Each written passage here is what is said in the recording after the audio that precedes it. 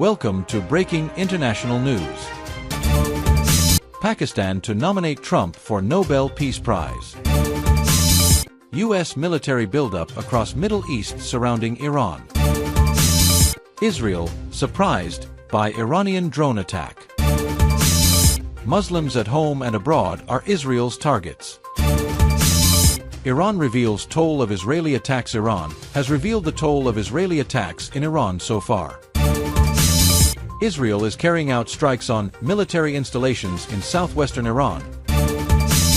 Pakistan to nominate Trump for Nobel Peace Prize. Islamabad said it will nominate U.S. President Donald Trump for the Nobel Peace Prize for his help in resolving the recent conflict between India and Pakistan, a Reuters report said on Saturday. Some Pakistani analysts say Pakistan's move could influence Trump to reconsider joining Israel in attacking Iran's nuclear facilities. Pakistan has condemned Israel's move as a violation of international law and a threat to regional stability. Trump abruptly declared a ceasefire in May, ending a 4-day standoff between nuclear-armed India and Pakistan. Since then, Trump has repeatedly said he averted a nuclear war and saved millions of lives. But he has also expressed some anger that he has not received any credit for it. Pakistan agrees that the conflict ended with U.S. diplomatic intervention. India, however, claims that it was a bilateral agreement between the armies of the two countries. Pakistan said President Trump has shown extraordinary strategic foresight and unique statesmanship through strong diplomatic engagement with Islamabad and New Delhi, which has calmed a rapidly deteriorating situation. This intervention is a testament to his role as a true ambassador of peace.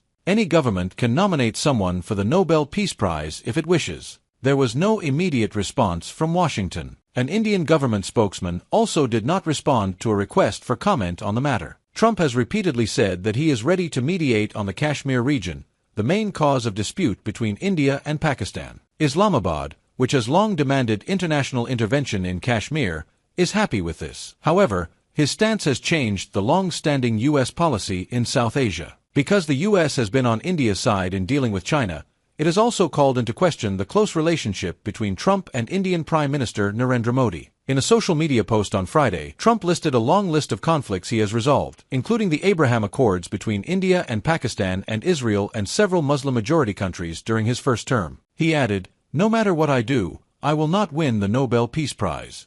Earlier, Mushahid Hussain, former chairman of the Senate Defense Committee in Pakistan's parliament, said it was logical to nominate Trump for the Nobel Peace Prize. U.S. military buildup across Middle East surrounding Iran. U.S. President Donald Trump said on Thursday that he will decide within the next 2 weeks whether to join an Israeli-Iranian war. Trump's announcement comes at a time when the United States has amassed massive military equipment in the region and is putting pressure on Iran and European-led efforts to de-escalate the conflict. Reuters says that if the United States directly joins the Israeli airstrikes, attacks on Iran would be launched from many U.S. military bases spread across the Middle East, making them the targets of Iranian missile strikes. Some aircraft and ships have already been removed from bases at risk of potential Iranian attacks, 2 U.S. officials told Reuters on Wednesday. On Thursday, the U.S. Embassy in Qatar issued a warning, temporarily banning its staff from entering the Al Udeid Air Base. The base is the largest U.S. military installation in the Middle East, located in the desert outside Doha. The U.S. has also begun deploying other fighter jets to the Middle East, including F-16s, F-22s, and F-35s. U.S. officials say the force will be able to shoot down drones and other missiles to protect personnel and facilities. Israel, surprised by Iranian drone attack. 2 Iranian drones have penetrated Israeli air defenses and launched separate attacks in the north and south of the country. Israel has been quite surprised by such attacks. The Israeli army, acknowledging the attack, said that this is a rare incident in which an Iranian unilateral attack drone has been able to successfully bypass Israeli defenses. This was reported by CNN. According to CNN, a drone hit the town of Beit Shean, near the Jordanian border in northern Israel, on Saturday, June 21st. It destroyed a 2-story house. Emergency workers said that the explosion created a large hole in the side of the house, blowing out windows and doors. Israel's Emergency Services Agency, Magen David Adom, MDA, said that they were searching through the rubble. No casualties were found. The Israeli military said the second Iranian drone hit an open area in southern Israel. It did not cause any damage. The Israeli military claims that most of the large number of drones launched by Iran since Israel began its attack on Iran were intercepted before they reached their targets. The Israeli Defense Forces, IDF, said that the latest Iranian attack involved at least 6 drones. Some of these drones were intercepted before they reached other areas, including the Arava Desert and the Golan Heights. According to an Israeli military official, Iran has sent more than 1,000 drones to attack Iran since Israel began its attack on Iran last week. All of them were deactivated before they reached their targets. Muslims at home and abroad are Israel's targets. The history of Israel's oppression of Muslims is not new. They have been carrying out this oppression for a long time.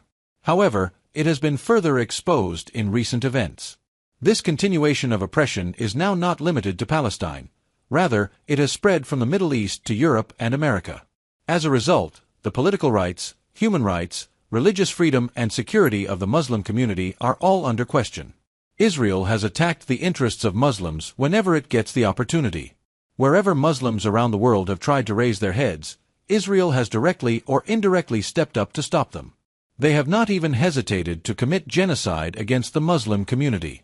The recent massacre in Gaza and the attack on Iran once again show us Israel's agenda. Military operation in Iran, killing in the name of security. Israel's June 13 operational attack on Iran's nuclear facilities in Natanz, Isfahan and Iraq has taken tensions to a new level. The operation, which involved nearly 200 fighter jets and resulted in the deaths of over 600 people and the injury of nearly 1,300, highlights the brutality of Israeli military planning. The attack has not only caused a terrible disaster to Iran's military infrastructure, but also to the lives of civilians. Israel says it is carrying out these operations to stop Iran's nuclear weapons program. But the reality is that while it targets uranium enrichment facilities, the initial hits have hit hospitals, laboratories, and even residential areas. This suggests that behind the military operation lies a clear strategy to weaken a Muslim-majority state. Humanitarian disaster in Palestine.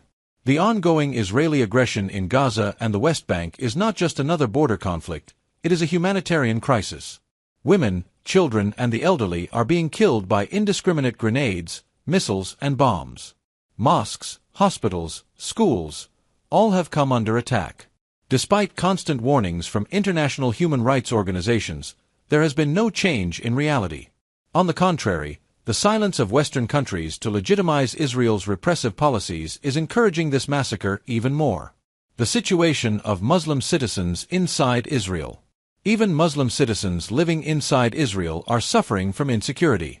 There are no shelters or emergency services in Muslim-populated cities such as Haifa, Tamra, Arba, and Lod. The government's neglect of them is clear even though they are citizens of the same country. Although the structural damage was minimal when a missile hit a mosque in Haifa, it was a major blow to religious sentiment. This inequality is not only social but also political, which proves the institutional inequality within the state system. Conflict with Lebanon and the Hezbollah issue.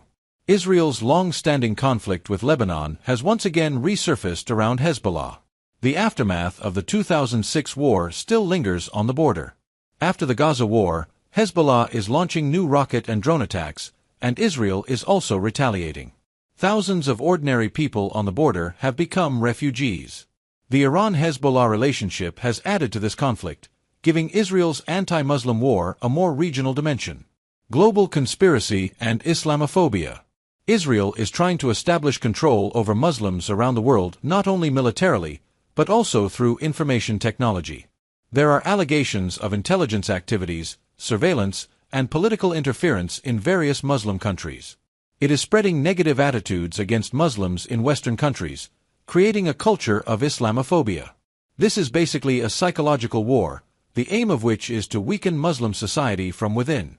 Attacks on religious sentiments. Another aspect of Israeli policy is a well-planned attack on religious sentiments. Attacks on mosques, insults to the Quran, mockery of clothing, these incidents are causing confusion and anger among Muslims. This is not just an insult to a religious community, it is a threat to global religious tolerance. Targeted killing in Muslim countries. Israel currently believes in the policy of targeted killing or killing specific individuals. Many are being killed on suspicion of affiliation with Hamas, Islamic Jihad, Hezbollah, IRGC, these groups. Some were journalists, some researchers, whose lives are being lost without trial. This is undermining the basic principles of international law. Finally, Israel is now not just a state, it is a strategic system, which has at its core the weakening of the Muslim population. It is active on all levels: military, political, psychological, and religious. The big question now before the Muslim world: how can this oppression be resisted? Diplomatically, militarily, or on the basis of unity? The reality in which Muslims at home and abroad are becoming targets of Israel one by one is a major challenge not only for Muslims, but for the existence of all humanity. Iran reveals toll of Israeli attacks. Iran has revealed the toll of Israeli attacks in Iran so far. The information was released in a statement released by the Iranian Health Ministry on Saturday. The statement said that at least 430 people have been killed and 3,056 injured in Iran since the start of the ongoing conflict. The ministry's public relations chief, Hossein Kermanpour, said in a statement on social media that more than 400 people have lost their lives in the 9-day Israeli attack, including 54 women and children. He said that most of the casualties were civilians. Of the injured, 2,220 have been discharged from hospital after treatment. In addition, 232 people were given first aid at the scene of the attack. Kermanpour also said that during this period, our dedicated medical team has conducted 457 surgeries across the country. The ongoing humanitarian disaster is reportedly putting severe pressure on the health sector. Although emergency medical services are operating in various Iranian hospitals, the situation is becoming more complicated by the day. Analysts say such civilian casualties indicate serious violations of international human rights law and have raised new concerns in the Middle East. Israel is carrying out strikes on military installations in southwestern Iran, an Israeli military, IDF, spokesman said on Saturday, the BBC reported. IDF spokesman Avichai Adriai said in a post on X, Air Force fighter jets are currently carrying out strikes on military installations in southwestern Iran. However, Adriai did not provide any details on this matter. Iranian media reported that explosions were heard in the city of Awaz and the port of Mashhad in Khuzestan province in southwestern Iran.